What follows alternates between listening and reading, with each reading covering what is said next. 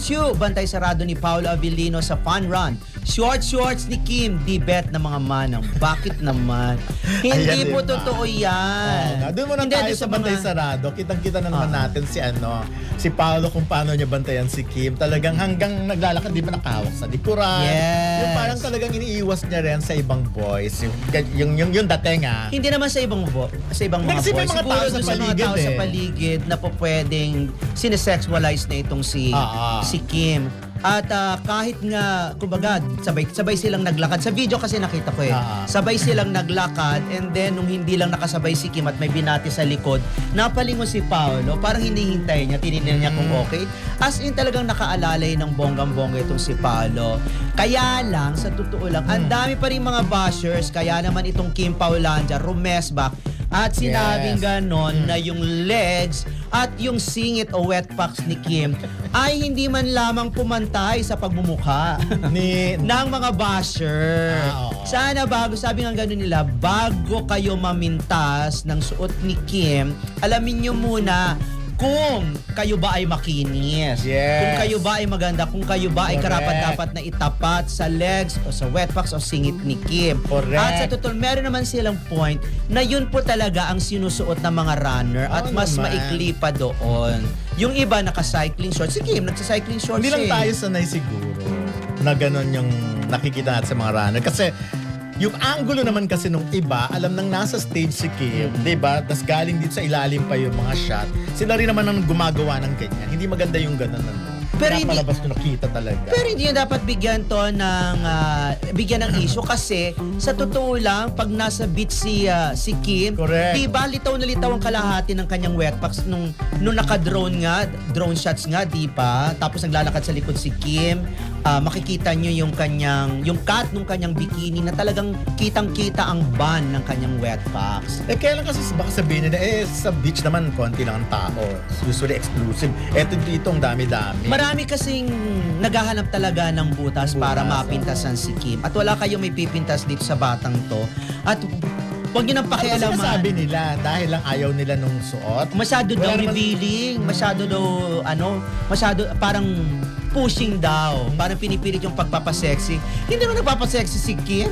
Nakakaloka kayo. Meron si Kim na mga ganyang outfit na hindi ko alam kung bakit ngayon nyo lang pinansin. Dahil kapag ka tumatakbo sila ni Paolo, ganyan din kaikli ang kanyang suot. Diyos ko, ilabas nyo nga yung picture namin ni Ray Pumalo. Ngayon kayo mag-comment doon. Parang next please. Hindi, wala akong nakikitang masama doon, promise. Wala nga ako nakikitang masama.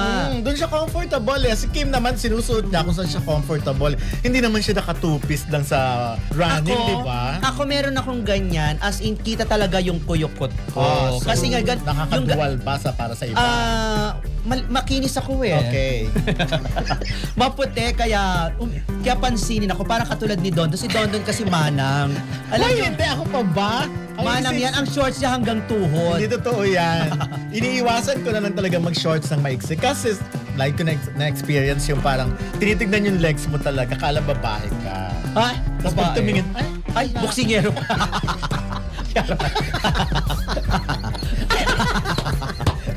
Hindi. Alam mo, ganda-ganda mo.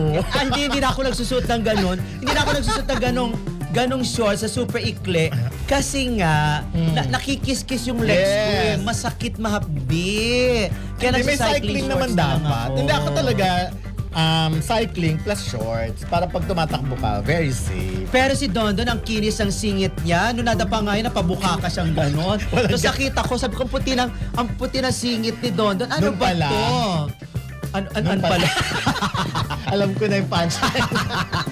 Charat-charat lang yun, M. Sabi ko na sabi niya pala, an pala yun. An. Ayun, wait na. Huwag na kayo masyadong maarte no, nag-enjoy na nga kayo sa mga videos and pictures ng Kim Oo nga, kayo talaga. Subukan nyo. Hindi na iiwasan talagang basher. Kahit marami, kumbaga 99 ang nag-enjoy, may isa talagang lalabas na hindi nag-enjoy. Kasi nga yung mga naiinggit na yan, yung mga namumuna na ganyan, hindi la kayang magsuot ng ganyan. Hindi nyo kaya. Kami ni Dondan pwede namin magsuot ng gaya, mas maikli pa. Pero Kaya lang, nakakatakot, baka mag-hello ang aming mga rambutan. Sige. Pero somehow, pwede na naman makinig si Kim Chiu dun sa mga ibang, baka ang concern lang. Baka feeling nila nasisilipan na, nabobosohan. Kasi medyo umangat nga ng konti. Kasi may nabasa rin naman ako na gano'n na Kim, medyo konting ingat kasi baka nakikitaan ka na talaga. May mga ganun din naman comment. Pero kung ako si Kim, di ko sila papakinggan. Kung ano yung nararapat na suot para sa runner na katulad mo, yun yung susuot ko. Kasi kung saan ako magiging komportable. Maloloka ako kung naka-bikini, naka-two-piece bikini siya habang tumatakbo. Kaya mo ba? Hindi, no? Ako hindi ko kaya mag-bikini or mag-one piece. Kasi ba pag tumatakbo akong ganyan, may kita yung lamang ang santol sa kabila. Kesa hindi sa, yun. Baka makita yung namumuong bagyo. Kala ko ba makinis? Ha? Kala ko ba maputi? Depende sa panahon, di ba? Makinis maputi, pero bakit ganon? Budget team. Oo nga, tag-ulan pa naman. Pero anyway, yun na, mag-enjoy na lang tayo at ang dami namang nag-enjoy na Kim Pao. Tila bantay sarado raw si Paulo Avellino kay Kim Chiu matapos mapansin ng ilang netizens na todo protektado ito sa mga public appearances nila. Sa isang event kamakailan, napansin din ng ilang manang o konserbatibong netizens na tila hindi nila bet ang suot ni Kim. Isang maikling shorts na nagpasabog ng kanyang kaseksihan at confidence. Habang may mga kumukuwestiyon sa outfit ni Kim, marami rin ang dumipensa at nagsabing wala namang masama sa kanyang pananamit dahil bagay na bagay ito sa kanyang personality. Fun, youthful at classy pa rin kahit daring. Samantala, nakakuha naman ng kilig point si Paulo dahil sa pagiging protective niya, lalo na't halata raw sa mga kilos nito na ayaw niyang may masamang tingin o masamang mangyari sa kanyang leading lady. Nakatuwa makita kung gaano ka-sweet at maasikaso si Paulo kay Kim.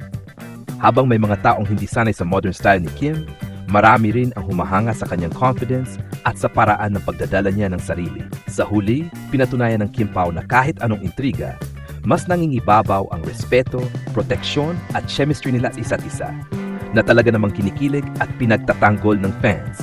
Ang masasabi ko sa balitang ito, nakakakilig at nakakatuwang makita ang natural na protective side ni Paulo Avellino kay Kim Chiu. Sa panahon ngayon na maraming intriga at mapanuring mata online, makikita mo talaga na may genuine care at respeto si Paulo sa kanyang leading lady.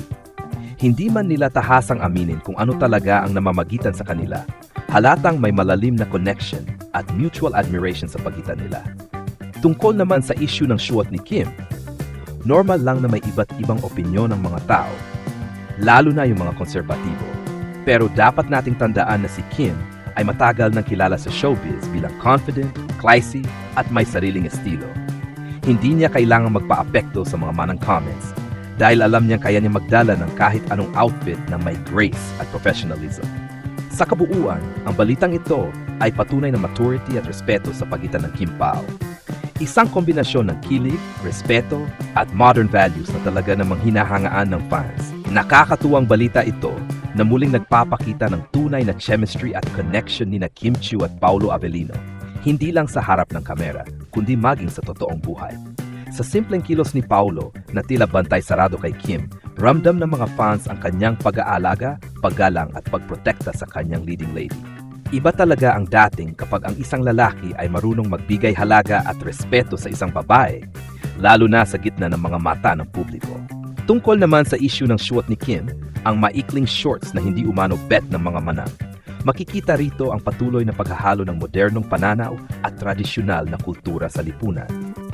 Si Kim, bilang isang matagal ng artista, ay kilala sa pagiging palaban pero may class, confident pero marunong rumespeto. Dapat natin kilalanin na may karapatan siyang magpahayag ng sarili sa pamamagitan ng kanyang fashion. Hindi ito tungkol sa pagpapaseksi, kundi sa pagpakita ng kumpiyansa at empowerment ng kababaihan. Sa kabilang banda, magandang makita na sa gitna ng mga komentong ganito, nandiyan si Paulo na laging nakabantay, hindi para kontrolin, kundi para siguraduhin komportable at ligtas si Kim. Yung ganitong uri ng proteksyon ay nagpapakita ng isang lalaking may respeto at malasakit, hindi pagmamay-ari. Kaya naman hindi nakapagtataka kung bakit todo kilig ang mga Kim Pao fans sa bawat galaw nila, dahil ramdam ang authenticity at pagmamalasakit sa pagitan nila. Sa huli, ang balitang ito ay hindi lang tungkol sa outfit o sa bantay sarado moment, kundi isang patunay na sina Kim at Paulo ay parehong matatag, profesional, at marunong rumespeto sa isa't isa. Qualities na bihira na ngayon sa showbiz. Kaya't kahit anong sabihin ng mga manang o bashers, ang Kim Pao ay nananatiling classy, kilig at inspirasyon sa maraming tagahanga.